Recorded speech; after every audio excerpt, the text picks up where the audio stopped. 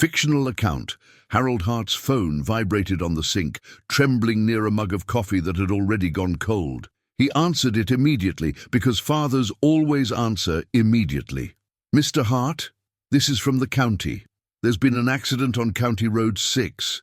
Your son, Evan, I need you to come." The voice on the other end wasn't putting on an act. It spoke like someone who piles up tragedies all day long. Harold left without turning off the kitchen light. He grabbed the wrong jacket, the thin one, and didn't even notice. The car drove through Maple Hollow, its headlights reflecting in the puddles. He kept repeating Evan softly, as if the name were a belt. When he arrived, he saw the red and blue lights and knew before any explanation. Evan's truck was on its side, crumpled like paper. A cracked lamppost, scattered gravel, the smell of rubber. A police officer held Harold's shoulder with far too much care. "He didn't suffer much, sir." Harold stood there, staring at the sheet, recovering what remained of his son's night. The world seemed to have suddenly shrunk, as if everything around him had shrunk to fit into that bend in the road. On the way back, the street was empty, but the house no longer seemed like his. Kendra was on the porch, sitting on the step, her hands on her head. Her hair was haphazardly tied up. She wore a black t-shirt and burgundy pants. She looked up when she saw Harold, and her face tried to look broken. "I was going to call. I couldn't drive," she said. Harold wanted to hug. He wanted, just for a second, to touch someone who had also lost Evan. His body didn't go. It stayed halfway, stiff, and he hated himself for it. The burial took place 3 days later because Maple Hollow is in a hurry to hide death and afraid to face the emptiness. The church was packed not out of faith but out of habit. Harold stood as if waiting for a bus that never arrived. Kendra cried loudly, so loudly that she seemed to occupy the place of someone who couldn't cry. There was a moment when she squeezed Harold's arm and whispered between sobs, "He left angry with me. I should have apologized." Harold didn't answer something because his head was wrapped in cotton. The last image he retained of the funeral was the lid falling and the feeling that along with it, a piece that no one had the right to touch was falling. After the funeral, Kendra asked to stay at Harold's house. She said she couldn't stand her own house, that the silence made her. Hear Evan's car arriving, and when she realized it was a lie, she wanted to die too. Harold said, "Sure," without thinking. It was easier to have someone around than to face the kitchen alone. In the first few days, Kendra behaved like the perfect widow. She took flowers to the cemetery, replied to messages with hearts, hugged neighbors on the street. At night, however, she changed. She started talking about practical things, as if mourning were a task with a deadline. "Did Evan have any hidden accounts?" she asked one night, opening drawers in a piece of furniture that wasn't even hers. "Did he mention anything about investments, about inheritance?" Harold pretended not to have heard. The question hung in the air of the room for hours, even after she went upstairs. At the end of the first week, Harold received a call from a number he didn't recognize. He answered with the childlike hope that it was his son, and hated himself for that hope. "Mr. Hart," a woman said, overly politely, "this is the insurance company's office. Regarding Evan Hart's policy, a procedure has been initiated, a request to change the beneficiary. With his passing, we need to confirm some details." Harold felt a stiffness in the back of his neck. Before he could answer, Kendra appeared in the kitchen doorway, as if she'd heard her own name on radar. "Who is it?" she asked. Harold covered the phone with his hand. "Insurance company," he whispered. Kendra's face changed. It wasn't sadness. It was warning. "Let me talk," she said, and reached out to pick up the phone. Harold didn't deliver. He told the insurance company woman he'd call back later. When he hung up, Kendra stood there breathing heavily. "Why did you do that?" she asked. "Because the policy is in my son's name," Harold replied, "and I'm still trying to figure out what my role is here." Kendra pursed her lips and went upstairs without arguing, but Harold noticed that from that point on, she began to measure every word she said around him. A week later, Josh showed up with a beer in his hand, and the look on his face that suggested he'd come to apologize for being alive. "I didn't want to talk about this at the funeral," Josh said, looking at the floor. "But Evan texted me, like a weird text." Harold felt his throat tighten. Josh opened his cell phone and placed it on the table. Harold read slowly, each word causing a different kind of damage. "If I die and it looks like an accident, talk to my father. I don't trust her." Harold tried to laugh. A sound came out that wasn't laughter. "Evan was stressed out," he said, just to hear something. Josh didn't answer, because he didn't have a good answer. Before leaving, he uttered one more sentence, like someone throwing a stone and running away. He said she was involved with someone, an older guy from the next town, and that there was money involved. Harold was left alone with the room and the sentence. The next day, he went to the sheriff's station and asked to speak with the detective in charge. Dana Barlow received Harold in her usual manner, tired, direct, and making no promises. "Mr. Hart, I'm so sorry," she said. "The accident report is clear. Wet road, loss of control, no other vehicle." Harold gripped the edge of the chair. What if it wasn't an accident? Dana stared at him for a second, assessing whether there was pain or delirium. "If you have something concrete, we'll listen. If it's just a feeling isn't reliable in court." Harold left there angry and ashamed, angry at not being heard, ashamed at having nothing but a text message and his own fear. That night, he didn't sleep. On the ceiling, he saw shadows where there had been nothing. He got up and went to his son's tool shed behind the house, a place that still smelled of oil and hot metal. In the drawer that Evan always kept closed, there was a brown envelope and a pen drive, a note written hastily. "Dad, if I can't speak, look at this." Harold went back. Inside, his hands sweating, he waited for Kendra to leave to buy things and turned on Evan's laptop. The password was his mother's name. The pang in his chest came without warning. He plugged in the flash drive and opened the folder.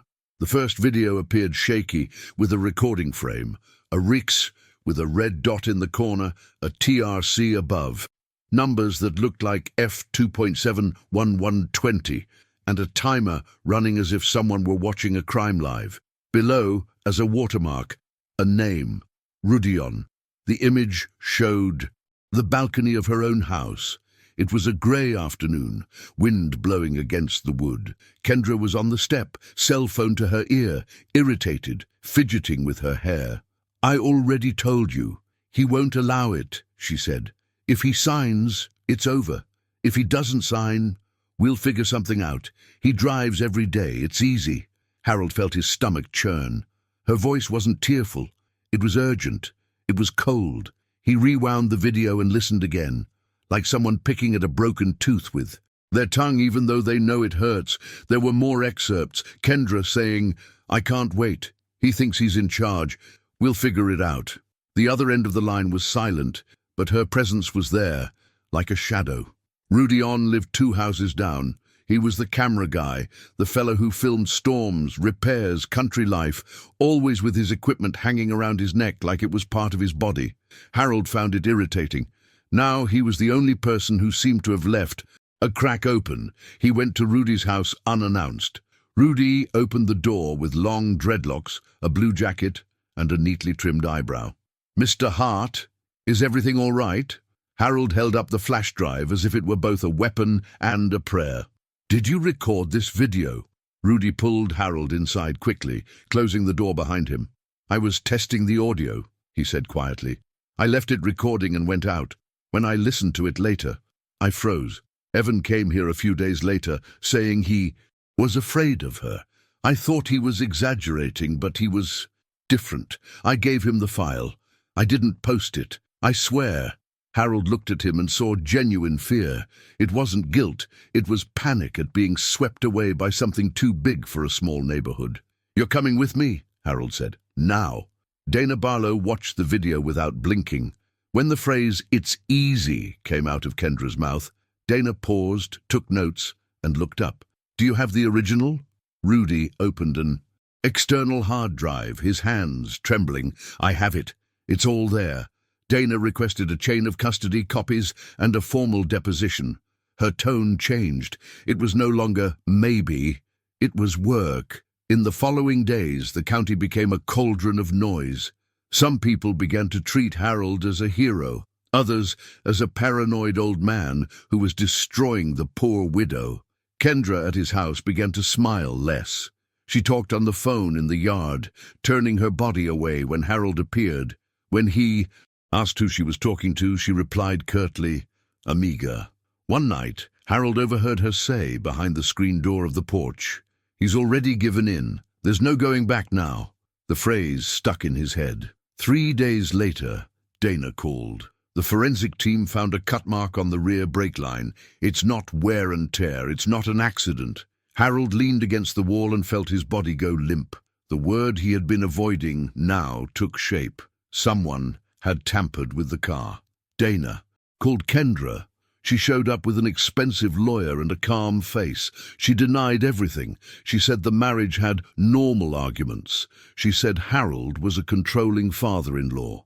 The lawyer tried to turn the video into an invasion of privacy, said that fixing it could just be a matter of convincing them, and tried to portray Rudy as a snoop. Dana let them talk and continued piecing things together. Harold began asking his own questions, the way a father does when the police ask for calm and his heart refuses to obey. He called the insurance company back and, this time, got details. There was indeed a beneficiary change request initiated by Evan 2 weeks before the accident. Former beneficiary, Kendra. New beneficiary, Dad Harold Hart. The process wasn't completed because an in-person signature was missing. When Harold hung up, Kendra was standing motionless in the hallway. "You called the insurance company," she said. Harold didn't ask how she knew. The house had heard too much. "I called," he replied. Kendra tried to keep a neutral expression, but her eyes hardened. "This is mine. I was his wife." "It was," Harold said, feeling the sharpness of his own tone, "and he tried to change." Kendra remained silent for a few seconds, as if assessing the extent of the damage. "He was confused," she replied. "You know what he was like when he drank." Harold didn't answer. He began to remember things he had ignored. Evan avoiding taking Kendra to meetings with friends. Evan telling him to keep quiet about finances.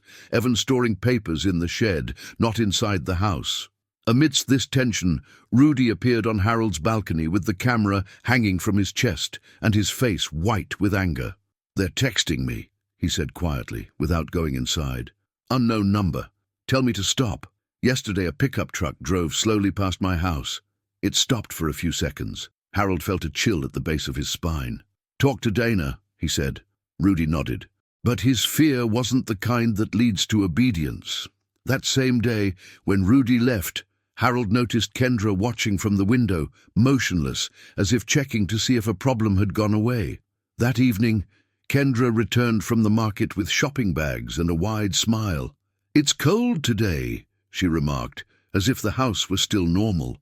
Harold looked at her and thought about cutting the bridle. He thought about her voice saying, "It's easy." He didn't yell. He just asked, "Who is he?" Kendra blinked rapidly. "Who? The guy on the phone. The guy you said couldn't wait." Kendra laughed curtly. "Are you listening to the conversation right now? Are you spying?" Harold did not fall. "Who is it?" Kendra dropped the bags and brought her face close to his. "You're sick, Harold. You want to turn my grief into a movie." Her presence smelled of mint and something sour. Harold realized that if she had the courage to cut a bridle, she could have the courage for anything. The next day he went to Kendra's house, the one she said she couldn't stand. He entered with the old key Evan had given him for emergencies. The house was too clean, too perfumed, as if someone had tried to erase their own presence with cleaning products. Harold went to the bedroom closet and found a metal box hidden behind clothes. Inside were folded papers, an insurance contract, copies of ID, transfer receipts to a name Harold didn't recognize.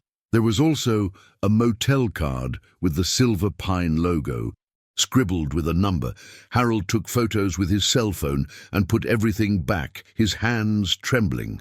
When he returned home, Kendra was already waiting for him in the kitchen. "You came to my house," she said, without raising her voice. That was the worst part. "I saw it on the lock app. Notification." Harold felt a tingle run down his spine. He didn't even know that locks could send messages. "I needed to understand," he said. Kendra approached slowly, as if not wanting to scare away her own poison. "You're digging yourself into a hole that doesn't belong to you," she said. "If you keep going on, you're going to hurt yourself." Harold stared at her. The threat came without a shout, and that's why it seemed all the more serious. That night, he locked his bedroom door and slept poorly, waking at the slightest creak.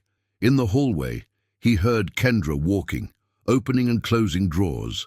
At some point, she stopped by the door and stood still, as if listening to his breathing. Harold held his breath so as not to give away that he was awake. 2 days later, Dana confirmed that she had identified the man behind some of the messages on Evan's cell phone. Travis Keene, a name that was no secret in a neighboring town. Petty scams, fraud, people who disappear and reappear with another phone. The link to Kendra still needed hard proof, but the pieces were falling into place. Kendra realized the ground was giving way beneath her and began to prepare her way out. She spoke of starting over, of going to a place with more opportunities, of selling her own house. The way she spoke seemed like a rehearsal. In the early hours of a Thursday morning, Harold woke to the sound of a zipper. He went downstairs slowly and saw Kendra in the living room, her backpack open, documents inside, and a small suitcase leaning against the door. "What are you doing?" he asked, his voice coming out shaky. Kendra didn't feign surprise for long. "I'm leaving. I can't stand you looking at me like that. You've become my death sentence before any proof was even presented." Harold took a step forward. "Dana will call you again." Kendra raised her head. "They have nothing." And the sentence came quickly, automatically, as if someone had told her to repeat it. "You just want a story to cope with the loss." She opened the door and got into the car. Harold stayed in the hallway, his feet trapped. He didn't call the police. He didn't run. He just watched the streetlights disappear down the street, and that was the moment he understood that he was truly afraid of her. The next day, Dana called early. "She disappeared. We got a warrant. Her house is empty." A search began that Maple Hollow didn't know how to conduct. A photo at a gas station, shared in a neighborhood group, a rumor becoming certainty, people searching with their fingers on the screen. Harold didn't read any comments. He didn't want anyone using Evan's name as a pastime. In the following days, Harold became a man of strange routine. He would wake up early, make coffee for a house that no longer needed coffee, and sit at the table with his cell phone beside him, waiting for Dana to call. Sometimes the call would come, sometimes only silence, and the silence seemed like mockery. Dana spoke little, but what little she did say carried weight. "She withdrew money from ATMs in the early morning," she recounted one morning. "She used Evan's card one last time, at a gas station on the county border. Then she disappeared down the road." Harold imagined Kendra's hand on the ATM keypad, typing a password she knew because she slept next to his son. This simple image made Harold want to vomit. The police collected footage from gas station cameras, grocery store cameras, toll booth cameras. It was always the same thing: a hood, a bad angle, a second where the face appeared and disappeared. Maple Hollow fed on these images as if they were a TV series. In the pharmacy line, Harold overheard 2 women saying that she didn't even look like someone who would kill. Harold walked past them without looking, afraid to respond and speak in public because he didn't trust what would come out. Rudy also began to pay the price. His house was once again being slowly sped past by. A note appeared, stuck to the windshield. "Enough." Rudy took it to Dana with a trembling hand and wounded pride. "I just filmed it. I just left it recording," he repeated, as if repetition could absolve him of guilt. "I didn't." "Want this?" Dana asked him to install an extra camera. The irony was painful. Rudy laughed humorlessly when she said that. "My life has become what I posted for others," he said. Harold tried to express his gratitude, but words seemed insufficient. One afternoon, Dana called Harold over to the station to see more things. She opened a folder with printed photos, as if she were still stubbornly stuck in the 90s. "We found his name," Dana said, tapping a piece of paper with her finger. "Travis. Keen. He uses 3 different numbers, changes cars, sleeps wherever he can. He shows up in insurance fraud cases and services for people who want to disappear." Harold read the name and felt a metallic taste in his mouth. "Is she with him?" he asked. Dana shrugged. "We think he helped, even if it's just with the route and the money. We're trying to tie things up. It's not a quick process." Harold returned home that night with the feeling that the county was both too big and too small at the same time. He parked and saw a light on at Rudy's house across the street. Rudy was on the porch, camera pointed into the darkness, as if expecting a ghost. "Did you see anything?" Harold asked. Rudy shook his head. "Just noise. Just my brain betraying me." Harold climbed the steps to his own porch and noticed that the front door was unlocked. He was sure he had locked it. He entered slowly, his heart racing, and found the room intact. Nothing out of place. Just one detail. On the table, someone had left Kendra's wedding ring, the one she swore she had lost on the day of the accident. Harold stared at the ring for a while, trying to figure out if it was a message, a threat, a provocation. He picked it up with a napkin, as if it were contaminated evidence, put it in a plastic bag, and called Dana. Dana arrived in 20 minutes, far too quickly for normal Maple Hollow. She looked at the ring and frowned. "She's back," Harold said, his voice low, as if speaking loudly would call the person. Dana looked around the house, told Harold to stay outside, called 2 police officers and searched room by room. They found no one. They found no clear signs of forced entry. Only the ring, cold on the table, and the way the door lock looked like it had been picked with a key. When Dana left, Harold realized that from the beginning he had been living in a house that had been invaded by someone he himself had let in. That was the part that hurt the most. He remembered serving dinner to Kendra, saying, "You can stay," sleeping in the upstairs bedroom while she wandered around the house. He didn't sleep that night. He sat on the porch with a flashlight and his father's old unloaded shotgun just to feel less ridiculous. In the morning he laughed at himself, tired, his eyes burning. Sometime later the motel's name came back like a thorn. Silver Pine. Harold remembered the photographed card at Kendra's house and understood that she wasn't running away by chance. She was following a script she had used before, long before, with him. 2 weeks later, near midnight, Harold's cell phone rang again. An unknown number. "Mr. Hart?" a man whispered. "I work at the Silver Pine Motel, exit 81. There's a woman here. I saw the picture. I think it's her." Harold felt his blood rush like a fever. "Call the police," he said. "I already called her. She's getting things ready. She's nervous."